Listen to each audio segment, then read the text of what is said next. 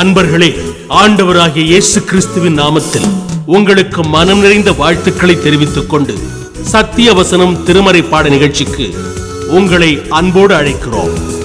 சத்திய வசனம், இது தேவனின் வசனம். நாம் சோர்ந்து போகையில் கரம் கொடுக்கும் நம் தேவனின் வசனம், நம் தேவனின் வசனம். நமக்கு ஒரு பாலகன் பிறந்தார், நமக்கு ஒரு குமாரன் கொடுக்கப்பட்டார். கர்த்தத்துவம் அவர் தோளின் மேலிருக்கும். அவர் நாமம் அதிசயமானவர், ஆலோசனை கர்த்தா, வல்லமையுள்ள தேவன், நித்திய பிதா, சமாதான பிரபு என்னப்படும். இயேசு கிறிஸ்துவின் இனிய நாமத்தில் சத்தியவசனம் நேயர்களுக்கு என் அன்பின் வாழ்த்துக்கள். இந்த நாளிலும் நாம் கிறிஸ்துவனுடைய நாமங்களை தியானிக்கிறோம். ஏசாயா 9ஆம் அதிகாரத்திலே முதல் 7 வசனங்களை நாம் வாசித்தால்தான் அந்த நாமங்களின் பின்னணி என்ன என்பதை அறிந்து கொள்ள முடியும். நான் வாசிக்கிறேன். ஆகிலும் அவர் செபுலோன் நாட்டையும் நப்தலி நாட்டையும் இடுக்கமாய் ஈனப்படுத்தின முந்தின காலத்தில் இருந்தது போல அது இருண்டிருப்பதில்லை. ஏனென்றால் அவர் கடற்கரை அருகிலும் யோர்தான் நதியோரத்திலும் உள்ள புறஜாதியாருடைய கலிலேயாவாகிய அத்தேசத்தை பிற்காலத்திலே மகிமைப்படுத்துவார். இருளில் நடக்கிற ஜனங்கள் பெரிய வெளிச்சத்தை கண்டார்கள். மரண இருளின் தேசத்தில் குடியிருக்கிறவர்கள் மேல் வெளிச்சம் பிரகாசித்தது. அந்த ஜாதியை திரளாக்கி அதற்கு மகிழ்ச்சியை பெருக பண்ணினீர். அறுப்பில் மகிழுகிறது போலவும் கொள்ளையை பங்கிட்டு கொள்ளுகிறையில் களிகூறுகிறது போலவும் உமக்கு முன்பாக மகிழுகிறார்கள். மீதியானியரின் நாளில் நடந்தது போல அவர்கள் சுமந்த நுகத்தடியையும் அவர்கள் தோளின் மேல் இருந்த மிலாற்றையும் அவர்கள் ஆளோட்டியின் கோலையும் முறித்து போட்டீர். அமளியா யுத்தம் பண்ணுகிற வீரருடைய ஆயுத வர்க்கங்களும் இரத்தத்தில் புரண்ட உடுப்பும் அக்கினிக்கு இரையாக சுட்டெரிக்கப்படும். நமக்கொரு பாலகன் பிறந்தார், நமக்கொரு குமாரன் கொடுக்கப்பட்டார். கர்த்தத்துவம் அவர் தோளின் மேல் இருக்கும். அவர் நாமம் அதிசயமானவர், ஆலோசனை கர்த்தா, வல்லமையுள்ள தேவன், நித்திய பிதா, சமாதான பிரபு எனப்படும். தாவீதின் சிங்காசனத்தையும் அவனுடைய ராஜ்யத்தையும் அவர் திடப்படுத்தி அதை இது முதற்கொண்டு என்றென்றைக்கும் நியாயத்தினாலும் நீதியினாலும் நிலைப்படுத்தும்படிக்கு அவருடைய கர்த்தத்துவத்தின் பெருக்கத்துக்கும் அதன் சமாதானத்துக்கும் முடிவில்லை. சேனைகளின் கர்த்தரின் வைராக்கியம் இதை செய்யும். நித்திய பிதா, அதற்கு நித்தியத்திற்கு பிதா என்று ஒரு அர்த்தம் கொடுக்கலாம்.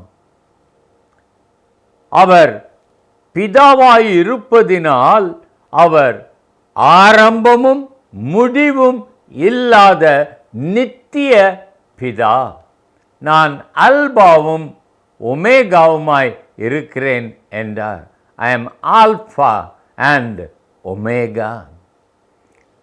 துவக்குகிறவரும் முடிக்கிறவருமாய் இருக்கிறார். ஆதியும் அந்தமும் அவர். ஆகவே அவர் நித்திய பிதா. தன்னுடைய பிள்ளைகளுக்கு அவர் பிதாவாகவே என்றைக்கும் இருக்கிறார். அவரில் மாறுதல் இல்லை.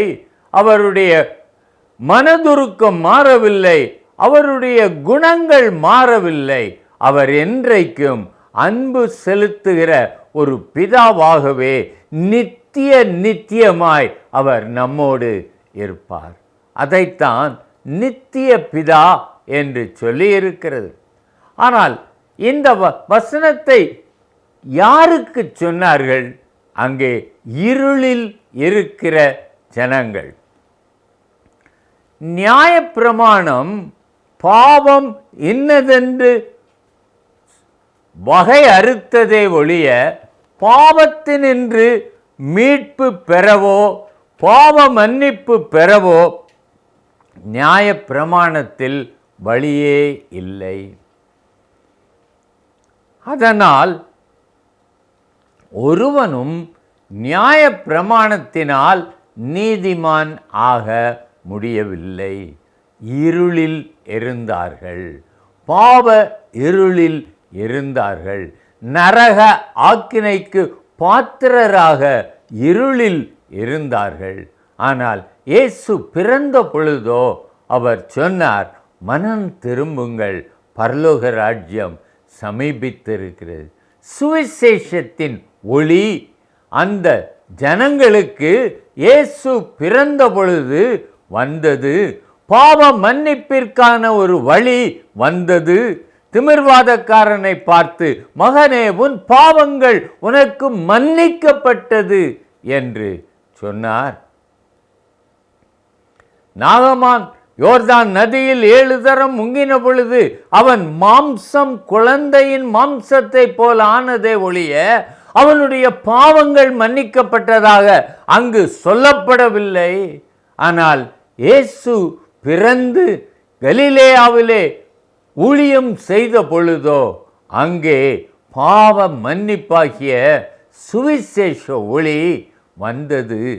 அதைத்தான் இருளில் இருக்கிற ஜனங்கள் பெரிய வெளிச்சத்தை கண்டார்கள். அது இரட்சிப்பின் ஒளி. ஆகவேதான் நித்திய பிதா அவர் நித்திய காலம் முதலாக இந்த இரட்சிப்பை திட்டம் பண்ணி தம்முடைய குமாரனை பலியாக அனுப்ப வேண்டும் என்று தீர்மானித்து அவரை அனுப்பினார். அங்கே பார்க்கிறோம், இந்த நித்திய பிதா செய்வது என்ன என்றால், முதலாவதாக ஒரு வெளிச்சத்தை அந்த இருளில் இருக்கிற ஜனங்களுக்கு உதிக்க பண்ணினார். பாவத்தில் சிக்கி இருந்தவர்களுக்கு பாவ மன்னிப்பு கிடைத்தது. நம்பிக்கையற்ற இருளில் இருந்தவர்களுக்கு பரலோகத்தின் நம்பிக்கை கிடைத்தது. இரட்சிப்பின் நம்பிக்கை வந்தது. வெளிச்சத்தை அவர்களுக்கு கொடுத்தார். இரண்டாவதாக அந்த 3ஆம் வசனத்தை வாசிக்கிறேன். அந்த ஜாதியை திரளாக்கி அதற்கு மகிழ்ச்சியை பெருக பண்ணினேன். He ordered an increase, ஒரு பெருக்கத்தை கட்டளையிட்டார். மகிழ்ச்சியை பெருக பண்ணினேன். இருளில் இருக்கும் பொழுது ஒருவனுக்கு மகிழ்ச்சி கிடையாது, அவன் துக்கத்தில் தான் இருப்பான். ஆனால் இயேசு மனிதனாக பிறந்த பொழுதோ அவர்களுடைய மகிழ்ச்சி பெருகினது. ஏன்? இரட்சிப்பின் ஊற்றுக்களில் அவர்கள் மொண்டு கொண்டார்கள். ஆகவேதான் அந்த ஜாதியை திரளாக்கி அவர் அதற்கு மகிழ்ச்சியை பெருக பண்ணினேன். அது எப்படிப்பட்ட மகிழ்ச்சியாம்? அறுப்பில் மகிழுகிறது போல. ஆத்தும ஆதாய பணியிலே அறுவடை செய்து ஆத்துமாக்கள் தேவனிடத்திற்கு வருகிறதை அவர்கள் கொள்ளையாடின பொருளைப் போல எண்ணி மகிழ்ந்தார்கள். சகோதரனே, இயேசு பிறந்தார், உமக்கு சுவிசேஷத்தை அறிவித்தார், பாவ மன்னிப்பை சொன்னார். நீர் இந்த அறுவடை பணியில் ஈடுபட்டு இருக்கிறீரா? ஒரு ஆத்மாவையாவது தேவனுக்கென்று நீர் ஆதாயம் பண்ணியிருக்கிறீரா? அப்படி இல்லை என்றால் நீர் இன்னும் இருளில் தானே இருக்கிறீர்.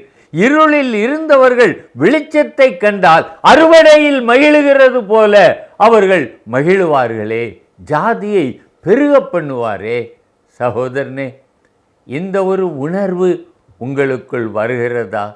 இயேசுவின் நாமங்களை தியானிக்கும் பொழுது அவர் செய்த காரியங்களையும் நீங்கள் நினைக்க வேண்டாமோ? அவர் உங்களுக்கு எவ்வளவு மேன்மையானவைகளை செய்திருக்கிறார்.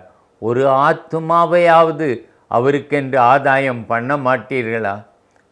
ஆத்தும ஆதாயம் செய்கிறவன் ஞானம் உள்ளவன். மதியேடன்தான் அவன் ஆத்தும ஆதாயம் செய்ய மாட்டான். ஆனால் தேவனுடைய பிள்ளைகள் என் தகப்பனுடைய காரியமாய் நான் போக வேண்டும் என்று சொல்லி ஆத்துமாக்களையும் காணாமற் போன ஆடுகளையும் தேடுவார்களே. சகோதரனே, உமக்கு அந்த பாரம் உண்டா? உமக்கு அந்த பாரம் உண்டா? நீர் தேவனால் ரட்சிக்கப்பட்டு அவர் உம்மை விடுவித்திருப்பார் என்றால் நீர் இந்த காரியத்தை கண்டிப்பாக செய்ய வேண்டும். அது என்மேல் விழுந்த கடமையாயிருக்கிறது. There is no option. உங்கள் விருப்பம் அல்ல, அது உங்கள் மேல் விழுந்த கடமை. இன்றைக்கு நீங்கள் அதை செய்ய தவறினால் கடமையினின்று விலகினீர்கள். கடமையினின்று விலகுகிறவர்கள் கண்டிப்பாக எஜமானால் தண்டிக்கப்படுவார்கள். சகோதரனே, ஒரு பயங்கரமான முடிவிற்குள் சென்று விடாதிரும். இது ஒரு சந்தோஷமான காரியம். அங்கே என்ன சொல்லுகிறீர்? அறுப்பில் மகிழுகிறது போலவும் கொள்ளையை பங்கிட்டு கொள்ளுகையில் களி கூறுகிறது போலவும் உமக்கு முன்பாக மகிழுகிறார்கள். கர்த்தருக்குள் மகிழ்ச்சியாய் இருங்கள், அதுவே உங்கள் பலன். மூன்றாவதாக நித்திய பிதா ஒரு காரியத்தை செய்கிறார். மீதியானியரின் நாளில் நடந்தது போல அவர்கள் சுமந்த நுகத்தடியையும் அவர்கள் தோளின் மேல் இருந்த மிலாற்றையும் அவர்கள் ஆளோட்டியின் கோலையும் முறித்து போட்டார். ஆளோட்டியின் கோலை முறித்து போட்டார். ரட்சிக்கப்படாத வரை நாம் அடிமைகளாக இருக்கிறோம். ரோமர் 8:34 சொல்லுகிறது, பாவம் செய்கிற எவனும் பாவத்திற்கு அடிமையாய் இருக்கிறான். இருளில் இருக்கிற நான் வெளிச்சத்திற்குள் வராத வரைக்கும் நான் சாத்தானின் அடிமையாக இருக்கிறேன். நான் பாவத்திற்கும் அடிமையாய் இருக்கிறேன், சாத்தானுக்கும் அடிமையாய் இருக்கிறேன். அவன்தான் என் ஆளோட்டியாய் இருக்கிறான். அவன் எனக்கு சிற்றின்பங்களை காண்பிக்கிறான், நான் அதை விருப்பமாய் செய்கிறேன். என்னுடைய சித்தம் அல்ல. நான் வெறுக்கிற தீமையை செய்கிறேன், விரும்புகிற நன்மையை செய்ய முடியவில்லை. காரணம், பாவத்திற்கும் அடிமை, பிசாசிற்கும் அடிமை. இயேசு கிறிஸ்து பிறந்தது இப்படிப்பட்ட ஜனங்களை விடுதலை ஆக்க. லூக்கா 4:16 வாசிக்கிறேன். தாம் வளர்ந்த ஊராகிய நாசரேத்துக்கு அவர் வந்து தம்முடைய வழக்கத்தின்படியே ஓய்வு நாளில் ஜெப ஆலயத்தில் பிரவேசித்து வாசிக்க எழுந்து நின்றார். அப்பொழுது ஏசாயா தீர்க்கதரிசியின் புஸ்தகம் அவரிடத்தில் கொடுக்கப்பட்டது. அவர் புஸ்தகத்தை விரித்த போது, கர்த்தருடைய ஆவியானவர் என்மேல் இருக்கிறார், தரித்திரருக்கு சுவிசேஷத்தை பிரசங்கிக்கும்படி என்னை அபிஷேகம் பண்ணினார், இருதயம் நறுங்குண்டவர்களை குணமாக்கவும் சிறைப்பட்டவர்களுக்கு விடுதலையையும் குருடருக்கு பார்வையையும் பிரசித்தப்படுத்தவும் நொறுங்குண்டவர்களை விடுதலையாக்கவும் கர்த்தருடைய அனுக்கிரக வருஷத்தை பிரசித்தப்படுத்தவும் என்னை அனுப்பினார். இது இன்று நிறைவேறிற்று என்று சொன்னார். சிறைப்பட்டவர்களை விடுதலை ஆக்கவும், நொறுங்குண்டவர்களை விடுதலை ஆக்கவும். சகோதரனே, உன் குடும்பத்தின் மேல் உள்ள பாவத்தின் கட்டுகளை உன்னால் அறுக்க முடியவில்லை. நீ மட்டும் இயேசுவை உன் உள்ளத்திலே ஏற்றுக்கொண்டு இந்த பாவத்தினின்று என்னை விடுவியும் என்று சொல்லி நீ கேட்பாய் என்றால் அவர் உன் பாவக்கட்டுகளை அறுப்பார். உன்மேல் இருக்கிற சாத்தானின் ஆளோட்டியின் கோலை முறித்து போடுவார். நீயும் உன் வீட்டாரும் ரட்சிக்கப்படுவீர்கள். இதைத்தான் இயேசுவின் பிறப்பு உலகத்திற்கு சொல்லுகிறது. இதுவரையில் உனக்கு ஒரு சுவிசேஷம் இல்லாமல் இருந்தது, ஒரு நற்செய்தி இல்லாமல் இருந்தது. நான் இன்றைக்கு உனக்கு ஒரு நற்செய்தியை சொல்லுகிறேன்.